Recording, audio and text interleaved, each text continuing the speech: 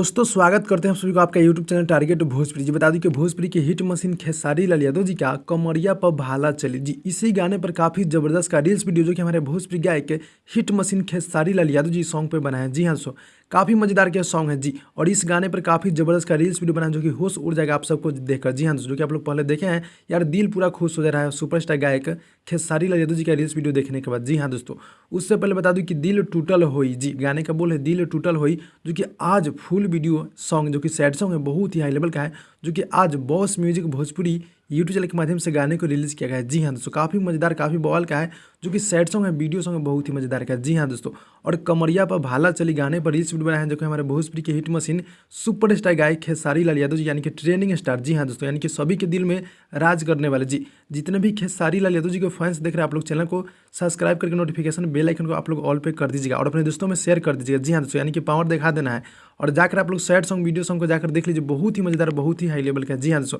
और reels video के बारे में क्या रहा है आप लोग नीचे कमेंट में कमेंट कर दीजिएगा।